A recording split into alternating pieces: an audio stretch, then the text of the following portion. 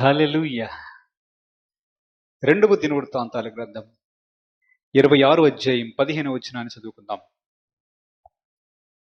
మరియు అతడు అబులనేమి పెద్దరాళ్ళనేమి ప్రయోగించుటకై ఉపాయశాలులు కల్పించిన యంత్రములను యెరూషలేములో చేయించి దుర్గములలోను రుజులల్లోనూ ఉంచెను.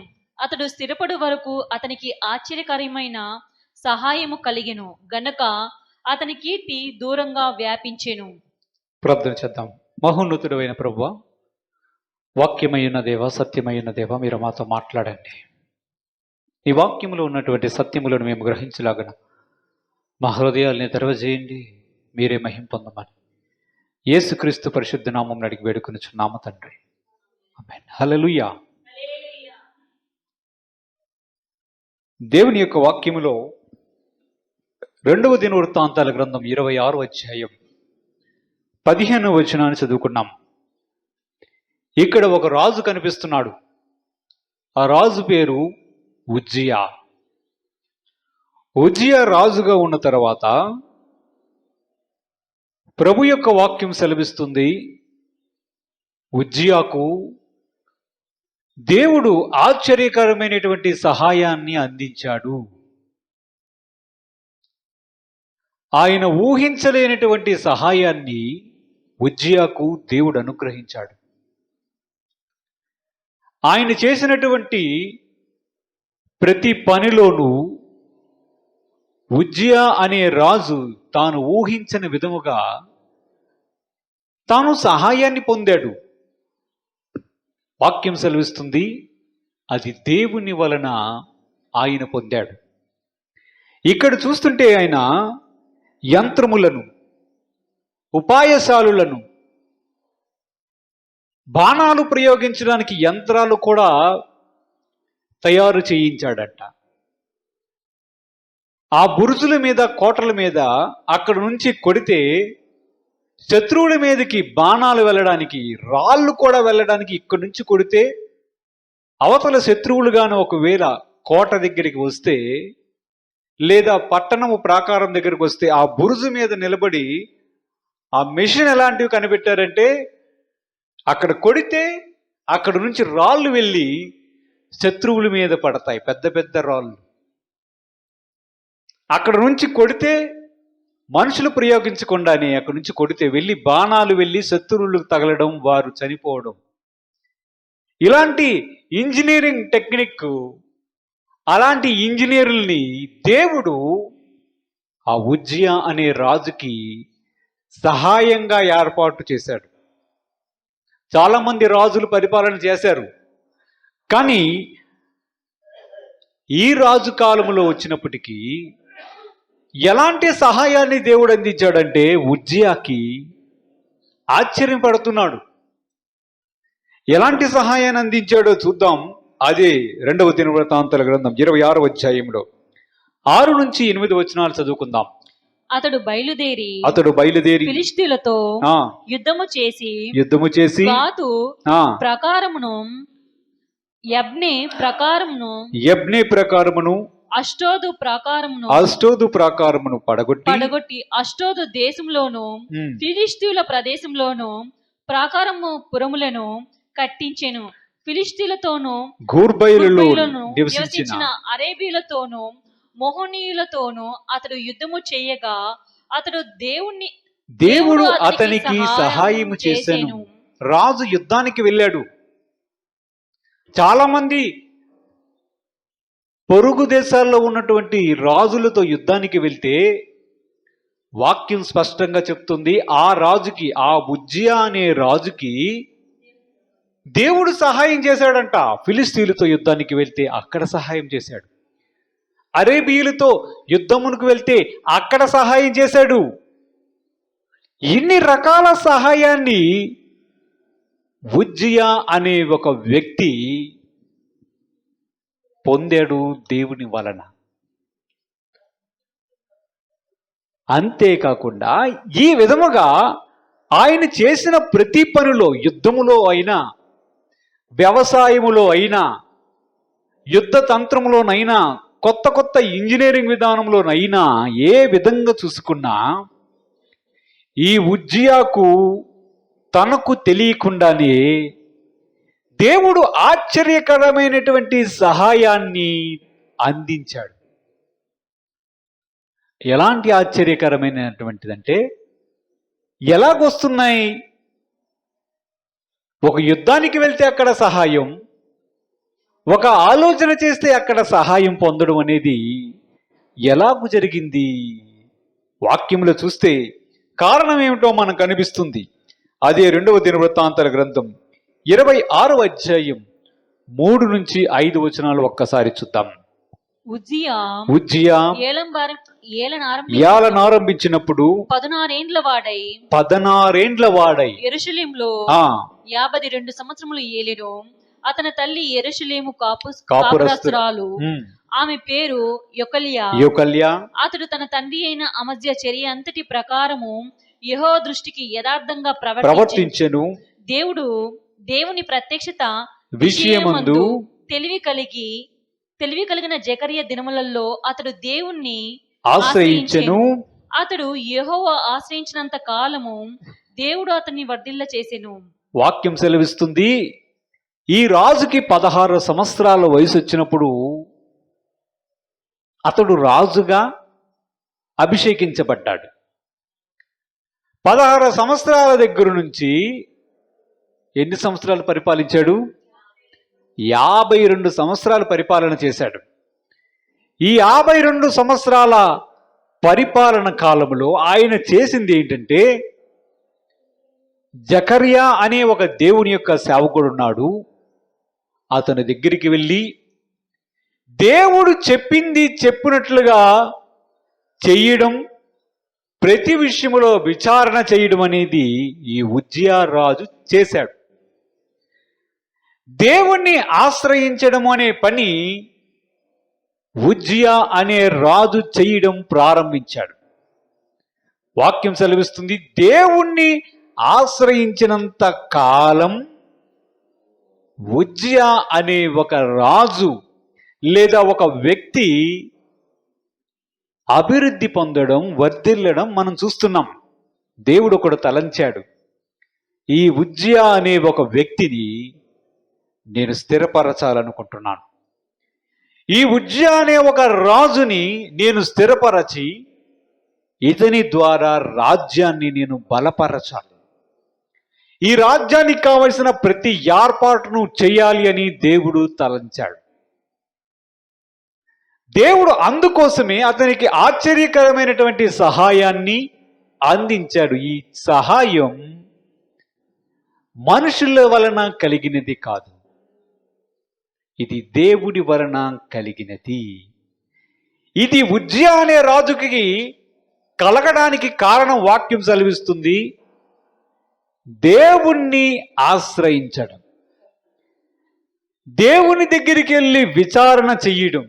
దీని వలనే అతనికి ఆశ్చర్యకరమైనటువంటి సహాయం అనేది లభించడం మనం చూస్తున్నాం. మనకొక్కసారి ఆలోచన చేద్దాం. మనకు తెలియకుండానే చాలాసార్లు మనకు అలాంటి ఆశ్చర్యకరమైనటువంటి సహాయాలు వచ్చినటువంటి సందర్భాలు చాలా ఉన్నాయా? ఎన్నోసార్లు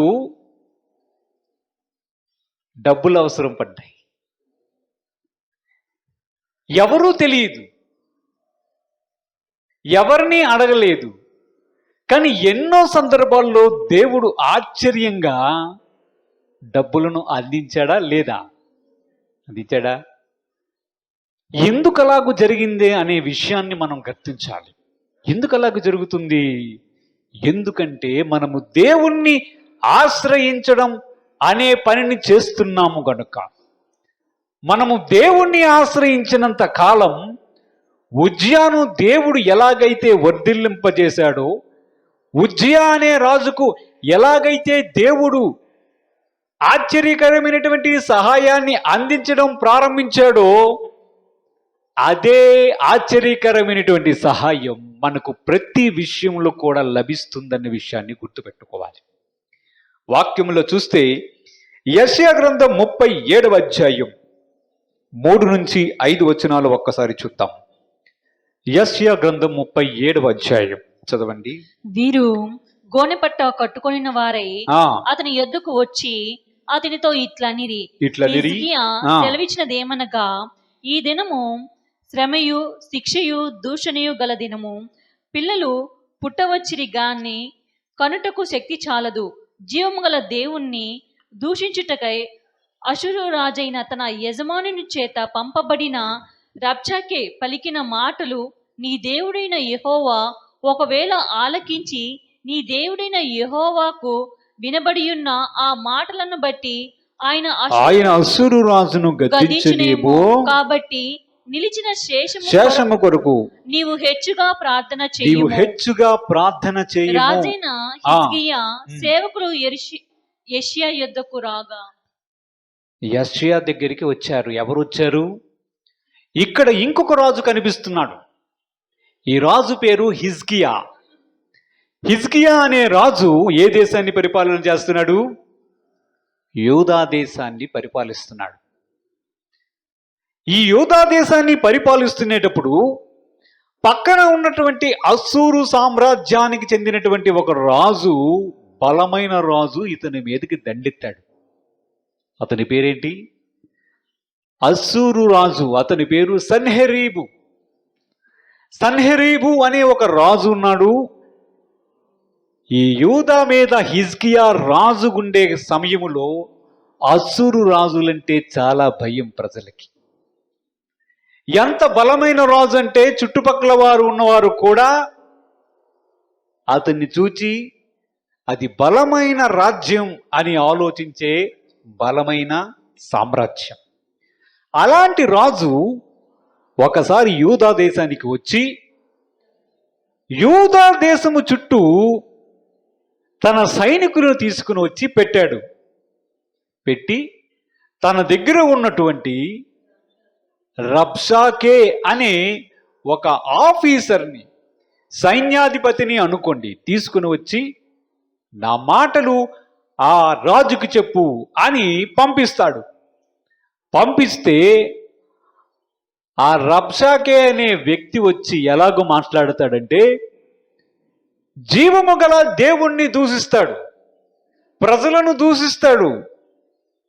ఎలాగో మాట్లాడతాడంటే, అస్సూరు రాజు చేతిలో నుంచి మిమ్మల్ని ఎవడు తప్పించగలడు? మిమ్మల్ని తప్పించడానికి ఎవరికి సామర్థ్యం ఉంది? మీ రాజు హిజ్కియా ఉన్నాడు, ఉట్టి పిరికి పందులాగా ఉన్నాడు. మా దేవుడైన యెహోవా రక్షిస్తాడని మిమ్మల్ని భ్రమపెట్టి మిమ్మల్ని లోపల పెట్టి ఉంచాడు. మీ దేవుడైన యెహోవా మిమ్మల్ని విడిపించలేడు. అస్సూరు రాజు చాలా రాజ్యాల్ని గెలిచాడు. ఆయా దేశాలకు కూడా వారి వారి దేవతలు ఉన్నాయి. ఏ దేవతలు కూడా వారిని రక్షించలేరు. అలాగే ఈ యెహోవా కూడా మిమ్మల్ని అస్సూరు రాజు చేతిలో నుంచి రక్షించలేడు అని భయంకరంగా దేవుని నామాన్ని దూషిస్తూ, దేవుని నామాన్ని అవమానపరుస్తూ ఇష్టానుసారంగా పలకడం అనేది జరుగుతూ ఉంది. అప్పుడు హిజ్కియా రాజు ఏం చేశాడంటే గోనెపెట్ట కట్టుకున్నాడు. గోనెపెట్ట అంటే ఏంటి? ఉపవాస ప్రార్థనకు సిద్ధపరచుకున్నాడు. సిద్ధపరుచుకొని గోనెపట్ట, పాతకాల రోజుల్లో గోనె కట్టుకొని బూడిద వేసుకొని ఉపవాసం ఉండేటప్పుడు దానిలో కూర్చుని ప్రార్థన చేసే ఒక ఆచారమో ఒక పద్ధతో ఉంది. గోనెపట్ట కట్టుకొని రాజవస్త్రాలు తీసి కూర్చొని దేవుని దగ్గరికి వెళ్ళి ప్రార్థన చేస్తున్నాడు. కొంతమంది వ్యక్తులను కూర్చుని పెట్టుకొని ప్రార్థన చేస్తూ అంటున్నాడు, మనకి యెషయా అనే ప్రవక్త ఉన్నాడు, అతని దగ్గరికి ఒక వర్తమానాన్ని పంపించండి. రబ్షాకే ద్వారా అస్సూరు రాజు మన మీద ఇష్టానుసారంగా మాట్లాడుతున్నాడు, దేవదూషణ చేస్తున్నాడు, మన దేవుడు జీవము గల ప్రభువును దూషిస్తున్నాడు, మనకేం చేయాలో తెలియడం లేదు. మన దగ్గర సైన్యం ఉంది, బలం ఉంది, కానీ మనం అస్సూరు రాజు మీదకి వెళ్ళి ఏమీ చెయ్యలేము, ఒక్కసారి ఈ వర్తమానాన్ని పంపించు అని తన సేవకుల్ని పంపించి యెషయా అనే ప్రవక్త దగ్గరికి రాజు తన సేవకులను పంపించడం జరిగింది. ఇప్పుడు ఒక సమస్య వచ్చింది. ఎవరికి? హిజ్కియా రాజుకి ఒక సమస్య వచ్చింది. ఈ సమస్యకి అతని దగ్గర పరిష్కారం ఉందా? అవతల వ్యక్తి రాజు బలమైన రాజు, వెళితే చాలా ప్రమాదకరమైన పరిస్థితి. అసలు యూదా అనే రాజ్యాన్ని చూసుకుంటే ఆ రాజ్యానికి 2 పట్టణాలు ఉన్నాయి. ప్రారంభంలో 2 పట్టణాలు ఉంటాయి. ఒకటి లాకీషు, రెండోది అక్కడ ఉంటుంది చూడండి, తర్వాత వచ్చిన వాళ్ళు మనం చూస్తే లిబ్నా. లాకీషు, లిబ్నా అనే 2 పట్టణాలు ఉన్నాయి. ఆ 2 పట్టణాలు కానీ ఎవడైనా రాజు వచ్చి పట్టుకుంటే ఆ 2 పట్టణాలని జయిస్తే ఇంకా రాజ్యం లోపలికి వచ్చేస్తాడు. కాబట్టి అసూరు రాజు ఏమనుకున్నాడంటే, నేను లాకీషు, లిబ్నా అనే 2 పట్టణాల దగ్గరికి వెళ్ళి ఉంటాను. రబ్షకే, నువ్వు వెళ్ళి హిజ్కియాతో మాట్లాడు, నేను ఇక్కడ ఈ పట్టణాలను జయించి లోపటికి ప్రవేశిస్తాను, వారిని నీవు హెచ్చరించు అనే మాటనిచ్చి పంపించినట్లుగా మనం అర్థం చేసుకోగలం. దేవుడికి స్తోత్రం. ఇప్పుడు ఇలాంటి పరిస్థితుల్లో హిజ్కియా అనే ఒక రాజు ఉన్నాడు, దేవుని నమ్ముకున్నటువంటి రాజు. ఆ రాజు ఎప్పుడైతే యెషయా ప్రవక్త దగ్గరికి ఇలాగూ పంపించాడో అప్పుడు చూడండి, యెషయా గ్రంథం 37వ అధ్యాయం 6-7 వచనాలు ఒక్కసారి చదువుకుందాం. యెషయా వారితో ఇట్లా, నేను ప్రవక్త ఇట్లా అంటున్నాడు వచ్చిన వారితో, మీ యజమానునికి ఈ మాట తెలియజేయడి. యెహోవా సెలవిచ్చినదేమనగా అష్షూరు రాజు సేవకులు నన్ను దూషింపగా నీవు వినిన మాటలకు భయపడవద్దు. అతనిలో ఒక ఆత్మను నేను పుట్టింతును, వదంతి విని తన దేశమునకు వెళ్ళిపోవును. అతని దేశమందు ఖడ్గము చేత అతన్ని ఖడ్గము చేత కూలజేయుదును అన్నాడు. ప్రవక్త అయినటువంటి యెషయా ద్వారా దేవుడు సెలవిచ్చినటువంటి మాట రాజుతో ఏంటో జాగ్రత్తగా మనం ఆలోచన చేయాలి. ఏం చెప్తున్నాడు? నేను ఒక వదంతిని ఒకటి అసూరు రాజుకు పుట్టిస్తాడంట. ప్రవచనములో 2 భాగాలు ఉన్నాయి, జాగ్రత్తగా గమనించండి. మొదటి భాగం ఒక వదంతి, ఒక రూమర్, ఒక పుకారు, అతనికి తెలియనటువంటి ఒక విషయాన్ని నేను అతనికి వినిపిస్తాను. రెండవ భాగములో ఆ రాజుని నేను ఇక్కడ చంపను, అతని దేశంలోనే అతన్ని ఖడ్గము చేత చంపిస్తాను అనే 2 ప్రవచనాలని యెషయా అనే ప్రవక్త ద్వారా హిజ్కియా రాజుకి చెప్పాడు. ఇప్పుడు దేవుడు ఎలాగూ చెయ్యాలి? ఒక అష్షూరు రాజు, బలమైన రాజు వచ్చి లాకీషు, లిబ్నా అనే పట్టణాల దగ్గర ఉండి యూదా రాజ్యంలోనికి ప్రవేశించడానికి సిద్ధపడుతుండేటప్పుడు మన యొక్క ఎక్స్పెక్టేషన్ ఎలా ఉంటుంది? దేవుడు ఏదో ఒకటి చేసేయాలి, అంతేనా? దేవుడు ఏదో ఒకటి చేసేయాలి, లేకపోతే అతన్ని ఏదో రకంగా హింసించాలి, ఈ రాజ్యాన్ని శత్రువుల చేతుల నుంచి రక్షించాలి కదా. లేదా మనమైనా బలంగా ఉండి ఆ రాజుతో యుద్ధం చేసినప్పుడు దేవుడు మనకు సహాయం చేసి విజయాన్ని అందించాలి. ఇంతకుముందు చదువుకున్నటువంటి ఉజ్జియా రాజుకు చేసినట్లు. అంతేనా కాదా? ఉజ్జియా రాజు ఏం చేశాడు? ఫిలిస్తీన్ల మీదకు యుద్ధం వెళ్తే దేవుడు అతనికి సహాయం చేశాడు అని ఉందా? అరేబియలతో యుద్ధంకి వెళ్ళినప్పుడు దేవుడు అతనికి సహాయం చేశాడు అని ఉందా? మరి ఇప్పుడు కూడా ఎలాగుండాలి?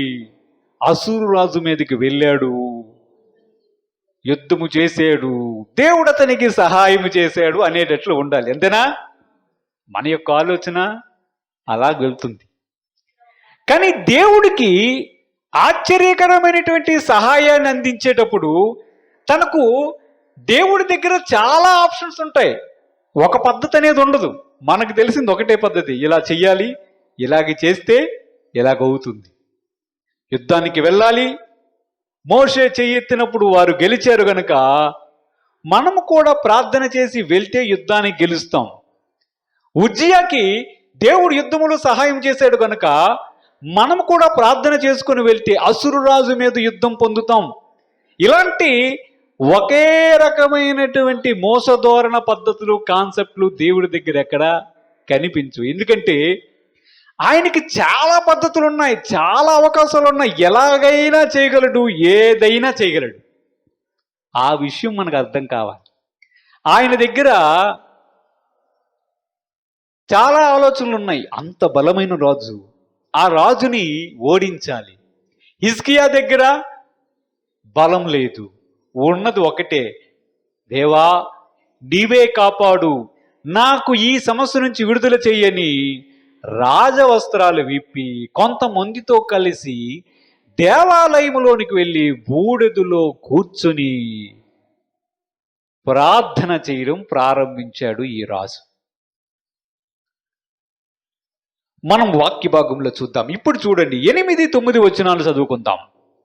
8-9 వచనాలు చదువుకుంటే, అషూరు రాజు లాకీషు పట్టణమును విడిచి వెళ్ళి లిబ్నా మీద యుద్ధము చేయుచుండగా రబ్షాకే పోయి కలుసుకొనెను.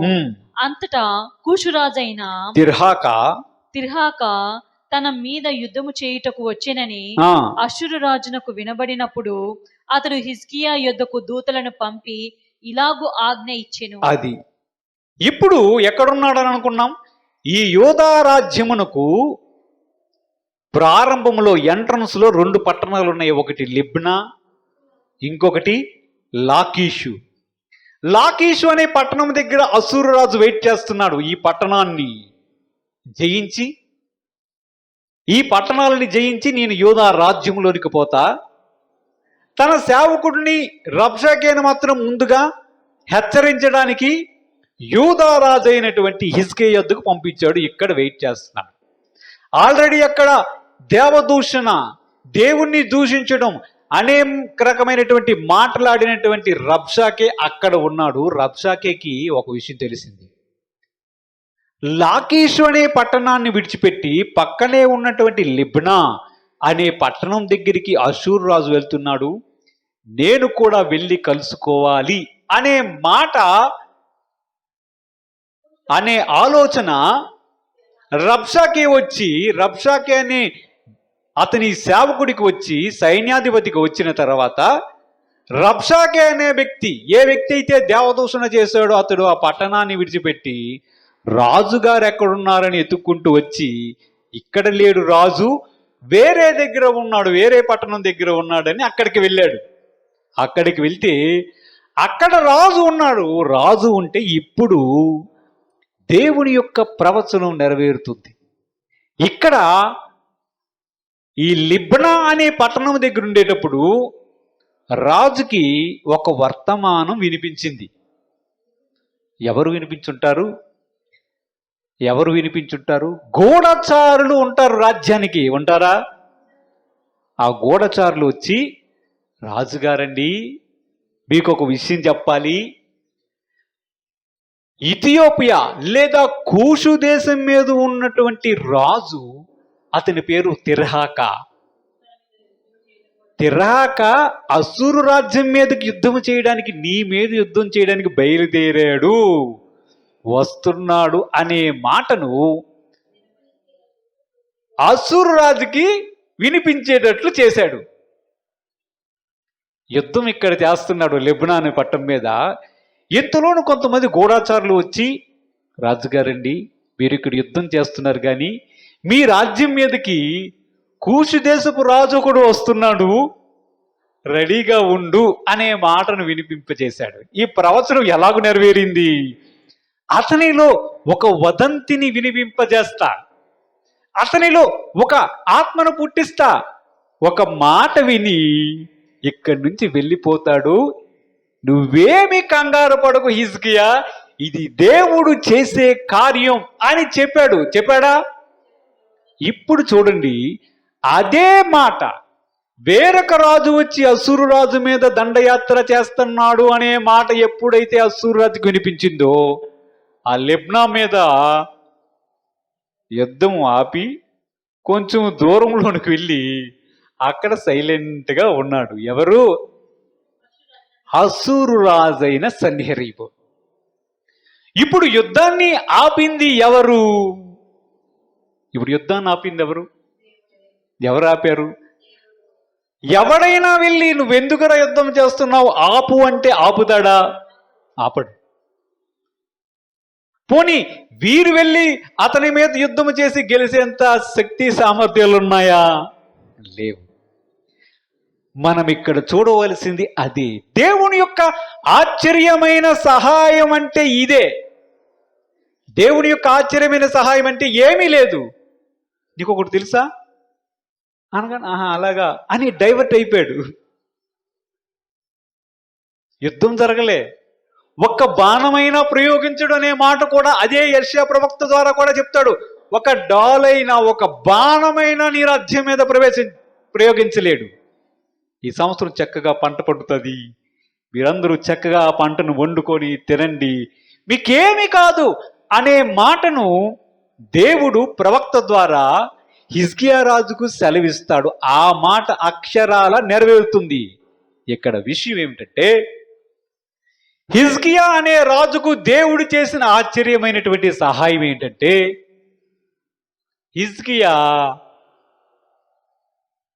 ఏమి చెయ్యలేదు, ఆ రాజు కూడా ఏమీ చెయ్యలేదు. ఆ పరిస్థితి అంతా మారిపోయినట్లుగా చూస్తున్నాం. హిజ్కియా చేసింది ఒకే ఒక్క పని. ఏం చేశాడు? ఉపవాసం ఉండి గోనె పట్ట ధరించి ప్రార్థన చేశాడు.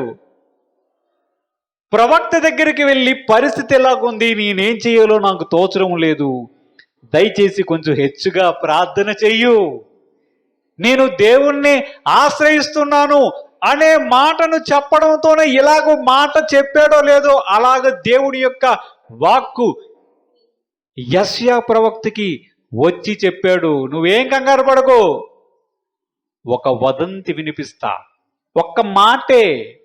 ఇదే ఆశ్చర్యకరమైనటువంటి సహాయం. ఇది ఎవరైనా చేయగలరా? ఏ ఆలోచన పని చేయదు. ఆయన దగ్గర ఉన్నటువంటి పద్ధతులు చూడండి, టకటకటకటకట అలాగా పారిపోయాడు.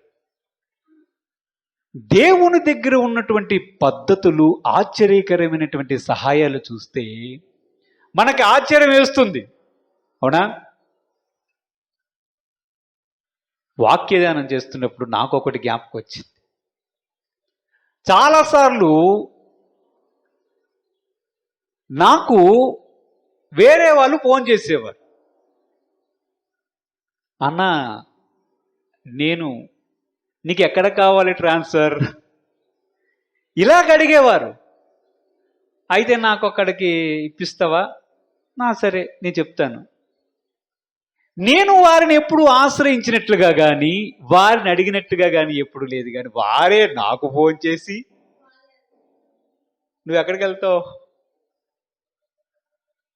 ఇదే దేవుడి యొక్క ఆశ్చర్యకరమైనటువంటి సహాయం అని మనం గమనించాలి. ప్రతి విషయములో దేవుణ్ణి మనం ఆశ్రయించినంత కాలం, సజీవుడైనటువంటి మన ప్రభువును ఆశ్రయించినంత కాలం, అది ఎంత కష్టమైనా ఎంత ఇబ్బంది అయినా దేవుని సన్నిధిలో ప్రార్థన చేసి ఆయనను మనం మొరపెట్టి ఆయనను వేడుకుంటే మనము ఊహించలేని ఆశ్చర్యకరమైనటువంటి సహాయం మనకు లభిస్తుంది.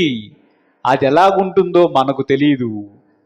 ఎందుకంటే దేవుడి దగ్గర విభిన్నమైనటువంటి పద్ధతులు, ఆలోచనలు మన దగ్గరికి తెలియనివి చాలా ఉంటాయి. వాక్య భాగంలో చూద్దాం.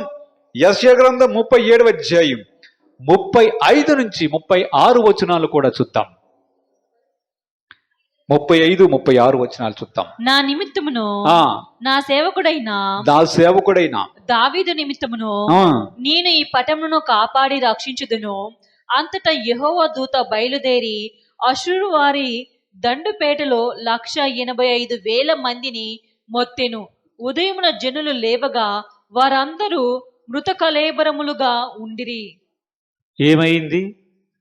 ఆ లిబ్నా పట్టణం మీద యుద్ధం అయితే చేయలేదు గాని కొంచెము దూరములో అసూరు రాజు బహుశా ఒక మైదాన ప్రాంతంలో తన సేవకుల్ని సైనికులందరినీ పెట్టి పడుకొని ఉన్నాడు. ఆ రోజు రాత్రి దేవుడు ఒక దేవదూతను పంపించాడు. పడుకొని ఉన్నటువంటి అసూరు రాజు యొక్క సైనికుల్లో 185,000 మందిని హతం చేశాడు. 185,000 మందిని ఒక దేవదూత హతం చేయడం అనేది అంతకుముందు ఎప్పుడైనా జరిగిందా? ఇది హిజ్కియా అనే రాజు ఊహించి ఉంటాడా? నిజానికి చెప్పాలంటే హిజ్కియా రాజు దగ్గరికి యెషయా ద్వారా వచ్చినటువంటి ప్రవచనములో మనం 2 భాగాలు చూసాం. ఏంటది? మొదటిది ఒక వదంతి వినిపిస్తా వెళ్ళిపోతాడు, రెండవది అతని ఊరిలో అతడు చనిపోతాడు అన్నాడు. అవునా? అంతేగాని దేవదూత వస్తాడు, చంపుతాడు, నీ మీదకు వచ్చినటువంటి ఈ సైన్యం మరలా రాదు, ఇదిగో ఇలాగూ చేస్తున్నానని చెప్పాడా? చెప్పలేదు. ఇది 2వ రకమైనటువంటి ఆశ్చర్యకరమైనటువంటి సహాయం. సైనికులంతా ఇంక అక్కడే ఉన్నారు. వదంతి విన్నాడు గాని రాజు అక్కడే ఉన్నాడు. అందరూ పడుకొని ఉన్నారు. దేవుడు ఒక దేవదూతను పంపించాడు. 185,000 మంది అసురు రాజ్యం యొక్క రాజు యొక్క సైనికులు ఆ రోజు రాత్రి హతమైపోయారు.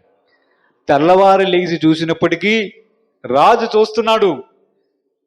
ఎప్పుడొచ్చారు, ఎవరొచ్చారు, ఎలాగూ జరిగింది?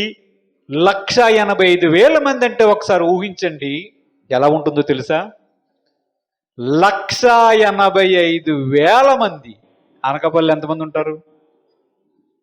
అనకాపల్లి పట్టణం అంతా కలిస్తే 1,00,000 పైన ఉంటారు జనాభా. 1,00,000 నుంచి టౌన్ చెప్తున్నాను. 1,00,000 పోను 1,00,000 అంటే ఆ టౌన్లో ఉన్నటువంటి ప్రజలు ఎంతమంది ఉన్నారు ఊహించుకుంటే ఎన్ని శవాలు వీడిది పోలిస్తే చనిపోయాడు. డెడ్ బాడీస్ అన్ని ఉన్నాయి. తెల్లవారులు వేసినప్పటికీ ఎవరిలోనూ చలనం లేదు, అందరూ చనిపోయి ఉన్నారు. రాజు కూడా చూస్తున్నాడు. మరి రాజును కూడా అప్పుడే చంపవచ్చు కదా, అదే దేవదూత వచ్చి అయిపోతుంది కదా ఒక పని. కానీ అలాగూ చేయడు. అదే మనం గమనించాలి. దేవుడి దగ్గర ప్రార్థన చేసి మనం అప్పగించినటువంటి విషయానికి తనదైన శైలిలో, తన విధానంలో దేవుడు చేయడం మనం గమనిస్తున్నాం. అదే దేవదూత వచ్చి ఆ పక్కనే ఉన్నటువంటి అసూరు రాజు మీద కూడా ఒక అడుగేసాడు అనుకో, చచ్చిపోతాడా చావడా? కానీ ఎందుకు చంపలేదు? వేరే స్టైల్, అది వేరే పద్ధతి. అవునా? ఈ రాత్రిపూట చంపడం ఎందుకు? ఆ లిబ్నా పట్టణం దగ్గర ఉండేటప్పుడే 185,000 మందిని దేవదూత ఎవరికి కనిపిస్తాడా? ఫటా మనంటే అయిపోద్దా? పారిపోతారా లేదా? యుద్ధాన్ని ఆపడానికి ఒక మార్గం అప్పుడు ఉందా? కానీ దేవుడు తన పద్ధతిలో చేయడం మనం చూడాలి. ఇదే ఆశ్చర్యకరమైనటువంటి దేవుని యొక్క సహాయం మనం గుర్తించాలి. ఎందుకు జరిగింది ఇది? ఎందుకంటే హిజ్కియా అనే రాజు దేవుణ్ణి ఆశ్రయించాడు.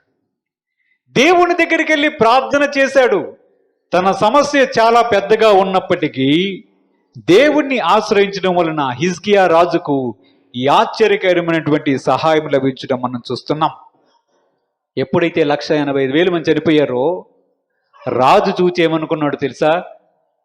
ఇక్కడ నేను ఉండకూడదు అని ఆ రోజు లేచి ఇక్కడ ఉండడం మంచిది కాదేమో అనుకొని తన ఊరికి వెళ్ళిపోయాడు. ఇప్పుడు దేవుడు చెప్పినటువంటి ప్రవచనములో 2వ భాగం నెరవేరడానికి సిద్ధముగా ఉంది. వాక్యములో చూద్దాం.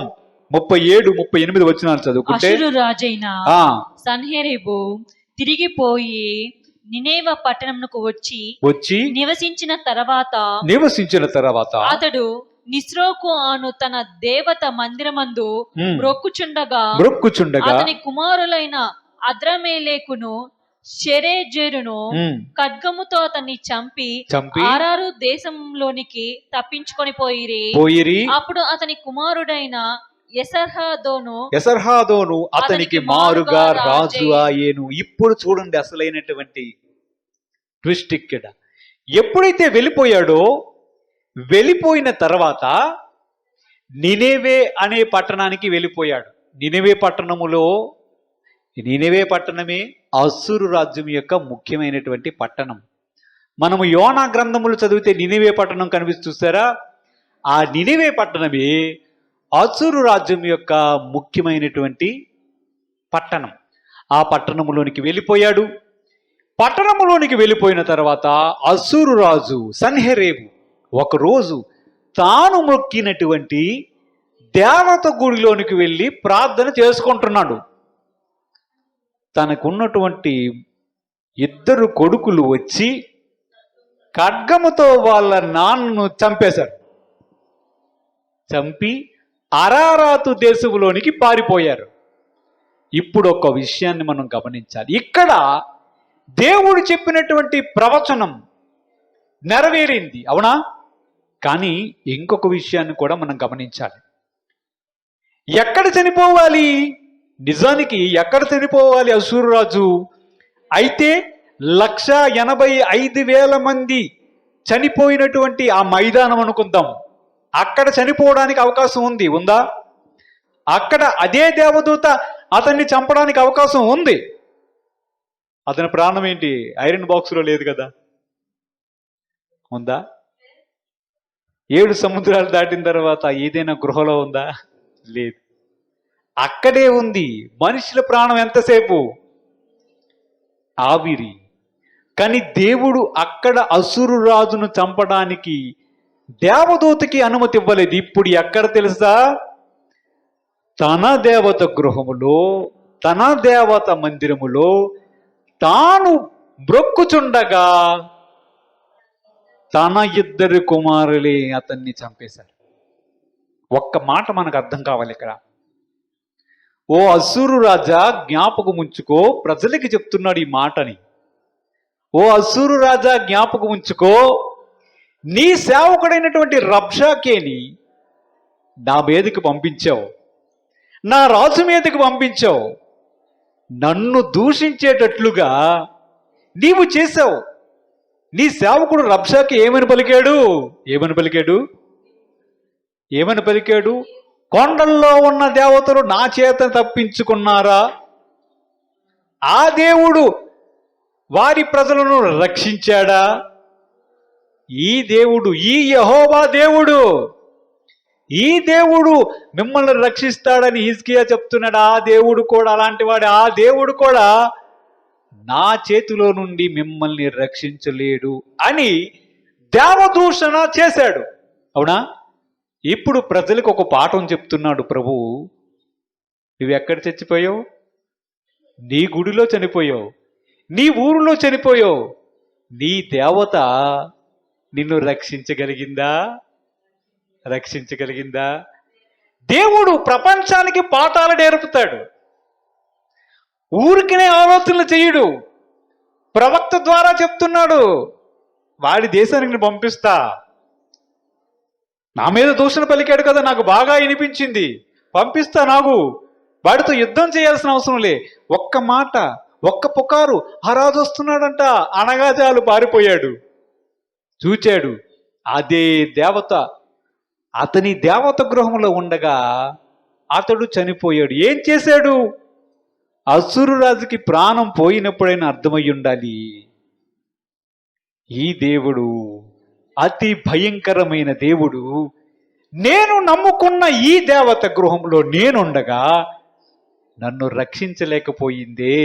ఇది అస్సూరు రాజు కాదు, సమస్త మానవాళికి హెచ్చరిక. వాక్యంలో చూద్దాం. దేవుని యొక్క సహాయాన్ని చూస్తే, ఆశ్చర్యకరమైన సహాయాన్ని చూస్తే ఆయన దగ్గర ఉన్న పద్ధతి ఏంటంటే ఒక పుకారు పుట్టిస్తాడు. చాలా సింపుల్. దానికి ఏమైనా ఖర్చు అవుతుందా? దానికి ఏ ఖర్చు కాదు. దేవదూతను పంపించాడు. ఇది ఆశ్చర్యకరమైనటువంటి పద్ధతి. దీనికి ఏమైనా ఖర్చు అయిందా? పోనీ దానికి ఏమైనా యుద్ధం అయిందా? అసలు ఒకరి తర్వాత ఒకరి చనిపోతుంటే ఎవడరా మన మీదకి వచ్చి యుద్ధం చేస్తున్నాడని ఒక్క సైనికుడైనా లేచి, రాజుగారులారా ఈ లెగండ్రా బాబు, ఎవడో వచ్చి మమ్మల్ని చంపుతున్నాడు అనుకోవాలి, అవునా? కానీ ఎవ్వడు కూడా నిద్ర నుంచి లెక్కకుండా 1,85,000 మంది హతమయ్యారంటే అది దేవుని ఆశ్చర్యకరమైనటువంటి సహాయం. అది మన దేవుడు. దేవుడికి స్తోత్రం కలుగుడు గాక. ఇదంతా దేవుని యొక్క ఆశ్చర్యమైన సహాయం ఎవరికి లభించింది? రాజునకు లభించింది. ఎందుకు లభించింది? దేవుణ్ణి ఆధారం చేసుకున్నాడు, దేవుణ్ణి ఆశ్రయించాడు, దేవునికి ప్రార్థన చేశాడు. చివరిగా మనం చూద్దాం 2వ రాజుల గ్రంథం 4వ అధ్యాయం 1 నుంచి 3 వచనాలు ఒక్కసారి చదువుకుందాం. 2వ రాజుల గ్రంథం. అంతటా ప్రవక్తల శిష్యుల్లో ఒకని భార్య నీ దాసుడైన నా పెనిమిటి చనిపోయేను, అతడు యెహోవాయందు భయభక్తులు గలవాడై ఉండెనని నీకే తెలిసియున్నది. ఇప్పుడు అప్పులవాడు నా 2 కుమారులు తనకు దాసులుగా ఉండుటకై వారిని పట్టుకొని పోవుటకు వచ్చి ఉన్నాడని ఎలీషాకు మొరపెట్టగా, ఎలీషా, నా వలన నీకేమి కావలెను? నీ ఇంటిలో ఏమి ఉన్నదో అది నాకు తెలియజెప్పమనెను. అందుకామె, నీ దాసురాలైన నా ఇంటిలో నూనె కుండ ఒకటి ఉన్నది, అది తప్ప మరేమీ లేదనెను అన్నది. అప్పుడు నీవు బయటికి పోయి నీ ఇరుగు పొరుగు వారి యొద్ద దొరకగలిగిన వట్టి పాత్రలన్నిటినీ ఎరువు పుచ్చుకొనుము అని చెప్పాడు. ఇక్కడ ఎలీషా అనే ఒక ప్రవక్త ఉన్నాడు. ఆ ప్రవక్త దగ్గర కొంతమంది ప్రవక్తలు ఉన్నారు. ప్రవక్తల దగ్గర కొంతమంది ప్రవక్తులుండి శిష్యరేఖం చేస్తారు. దేవుడు వారికి చెప్పిన విషయాల్ని వీరు నేర్చుకుంటూ వారు కూడా ప్రవక్తలుగా ఉండేవారు. ఇలాగూ ఉండినటువంటి ఒక ప్రవక్తకి, ఎలీషా అనే ప్రవక్త దగ్గర ఉన్నటువంటి ఒక శిష్యుడు, ఒక ప్రవక్తకి ఒక భార్య ఉంది, 2 కుమారులు ఉన్నారు. ఆ ప్రవక్త ఒక రోజు చనిపోయాడు. ప్రవక్త గారికి ఏముంది? అప్పులున్నాయి. ఈ అప్పులుంటే అప్పు ఎవరి దగ్గర అయితే తీసుకుని వచ్చారో వాళ్ళు వచ్చి చనిపోయిన ప్రవక్త అయిన ఆ వ్యక్తి యొక్క భార్య దగ్గరకు వచ్చి, నీ 2 కుమారుల్ని మాకివ్వు, మేము వారిద్దరిని బానిసలుగా ఉంచుకుంటాం, ఎందుకంటే నీ భర్త అప్పు చేసి చచ్చాడు, ఈ అప్పు తీర్చాలి. ఇది పరిస్థితి. ఇప్పుడు ఈమె దగ్గర ఉన్నటువంటి ఆప్షన్ ఏంటి?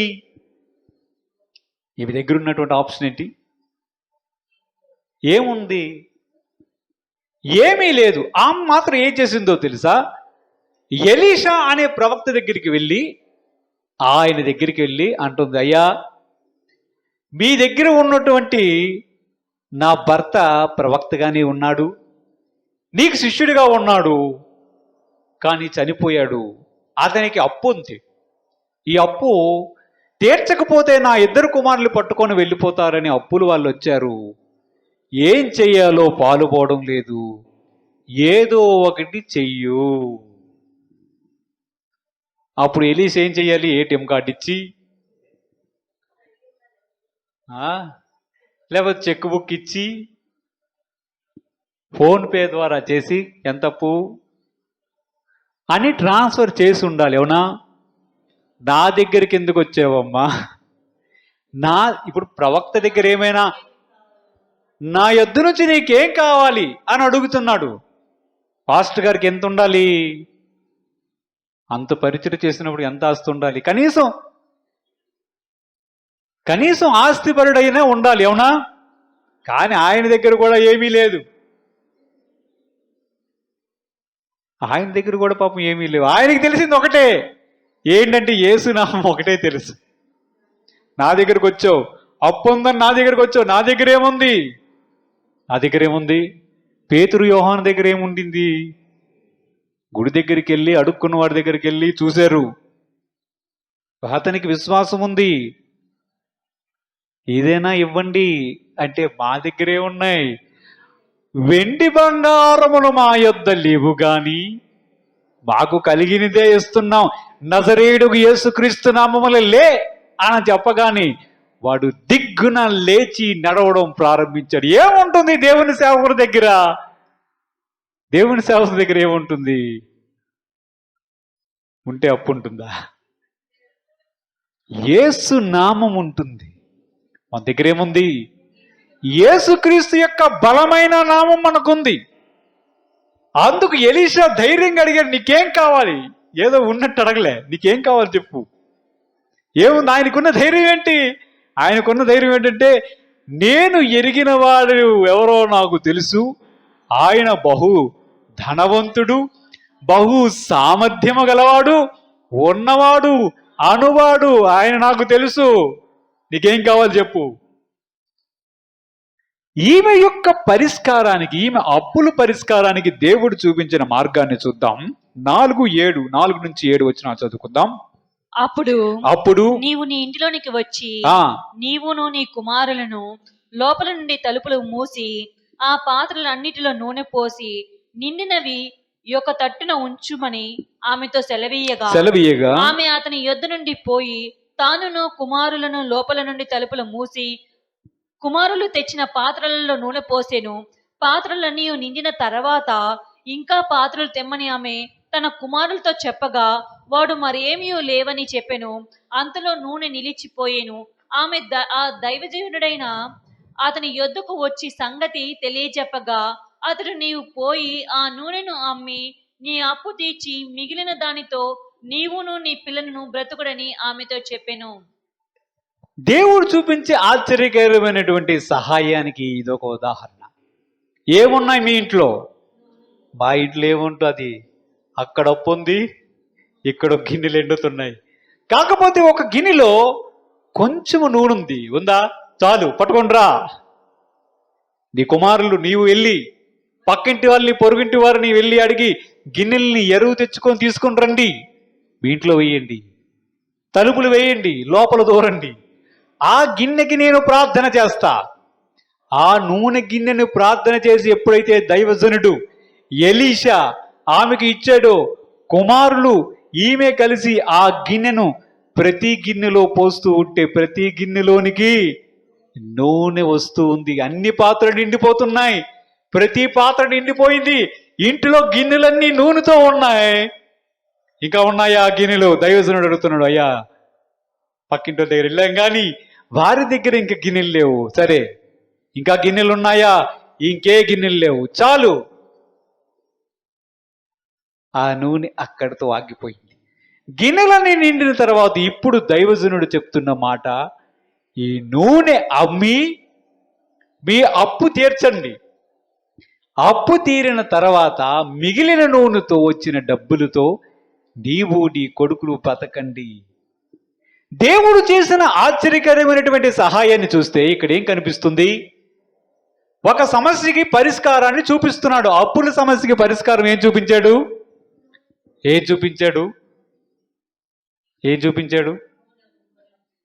నూనె అమ్మి అప్పు తీర్చడం అనే ఒక మాటని, ఒక పద్ధతిని చూపించాడు. అవునా? ఇంతకు ముందు ఎప్పుడైనా ఉందా నూనె అమ్మి అప్పులు తీర్చడం? ఉందా? దేవుడు ఎలాగూ చేయగలడు? ఆశ్చర్యకరమైనటువంటి సహాయం అంటే ఏంటి? ఆశ్చర్యకరమైనటువంటి సహాయం అంటే ఇదే. ఆశ్చర్యకరమైనటువంటి సహాయం అంటే ఇదే. దేవుడు ఏదైనా చేయగలడు, ఏ పరిస్థితినైనా తనదైన శైలిలో చేయగలడు. ఇక్కడ చేసిన పద్ధతి ఏంటంటే ఉన్న వాటిని మల్టిప్లై చేయడం అనేది దేవుడు ఇక్కడ ఎన్నుకున్నటువంటి పద్ధతి. అద్భుతము ద్వారా దాన్ని మల్టిప్లై చేసి ఆ కొంచెమునే విస్తారమైన నూనెగా చేసి వారి అప్పును తీర్చి వారు బతకడానికి మార్గాన్ని ఏర్పరిచాడు. మనం చదువుకున్న ఈ వాక్య భాగాలన్నీ కలిపి చూస్తే మనకు ఒక విషయం అర్థం అవ్వాలి. దేవుణ్ణి ఆశ్రయించడం, దేవుడి దగ్గర ప్రార్థన చేయడం అనే విషయాలను చూసుకుంటే అలాంటి ప్రజలకి దేవుడు తన ఆశ్చర్యకరమైనటువంటి సహాయాన్ని తప్పనిసరిగా అందిస్తాడు. గనుక మనము ఎప్పుడు కూడా దేవుడి వద్ద విచారణ చేస్తూ ప్రతి విషయంలో దేవునికి మొరపెడితే చాలు, మనం ఊహించిన రీతిలో ఆయన తన ఆశ్చర్యకరమైనటువంటి సహాయాన్ని మనకు అందిస్తాడు. దేవుడు తన పరిశుద్ధ వాక్యాన్ని దీవించుగాక. ఆమెను ప్రార్థన చేద్దాం. పరిశుద్ధుడు అయిన తండ్రి, మహోన్నతుడు అయిన దేవా, నీ పరిశుద్ధ నామమునికి వందనాలు, స్తుతులు, స్తోత్రం చెల్లిస్తున్నాం. నీవేమైనా చేయగలవు ప్రభువా. నిన్ను ఆశ్రయించిన వారికి, నీ యందు నమ్మకం ఉంచినటువంటి వారిని నీవు విడిచిపెట్టే దేవుడు కాదు ప్రభువా.